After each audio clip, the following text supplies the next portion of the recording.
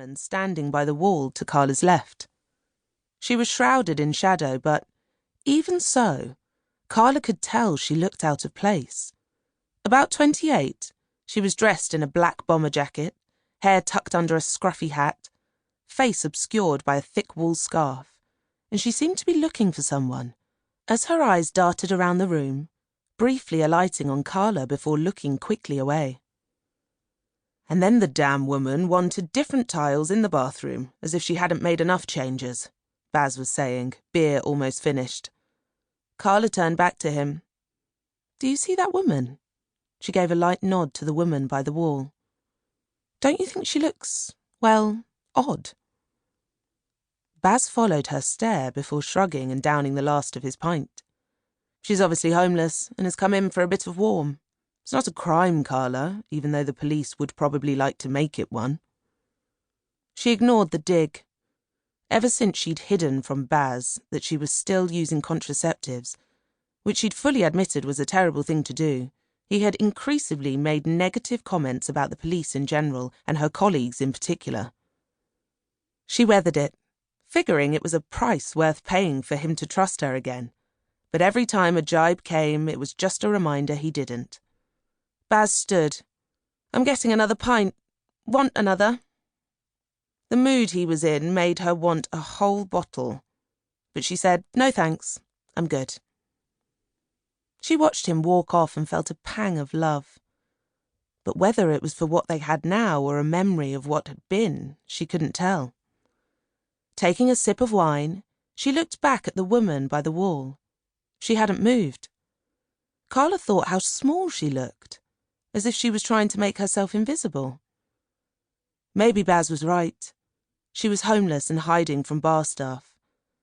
But there was something about the way she kept scanning the crowd which made Carla think she was waiting for something. Suddenly, the woman took a step out of the shadows, her face pale, her thin lips and nose overshadowed by wide, dark eyes, giving her a lost look.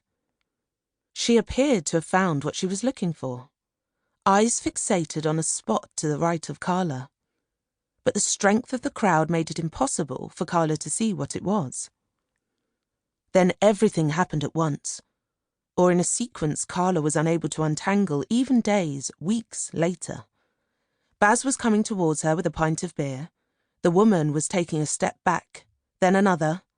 Baz was near to their table and no one seemed to be concerned with the frightened woman by the wall. No one seemed to care about the look on her face. Fear, panic. No one was looking to see what she'd seen so they could help, and no one seemed to know what Carla knew.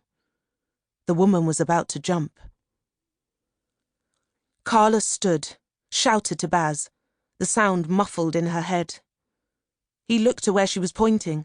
Shoving his beer on the nearest table, she watched as he pushed his way through the crowd, as the woman slowly climbed the wall, as Baz was 2 feet away when the woman opened her arms. The woman looked up to the sky and, just moments from Baz reaching her, the woman leant back. Someone shouted, "Alice!" And then she fell. There were screams. Staff scrambled to see what had happened, pushing through to get to the spot where she'd fallen. People leant over the wall, peering at the road below before turning back, hands clutched to face. Baz, a few feet in front of Carla, wasn't moving. She knew she needed to go to him, to check he was okay, but she couldn't seem to make herself walk forward. She felt suddenly cold, but a flash of heat to her face made her stomach lurch. Oh, God. She was going to throw up. She couldn't, not in front of everyone. Not when a woman had died. She reached to her left and grabbed the table. "Sort it out, Carla." The police would be there soon, and the last thing she needed was for them to see her, a civilian, that way. It was bad enough fighting to get their respect without finding her passed out on the roof terrace. The crowd was subdued after the initial panic. Groups reformed and hushed conversations followed.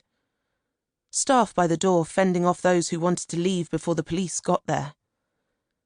Baz walked back to the table, took one look at her and said, "Jesus, are you okay? You look grey."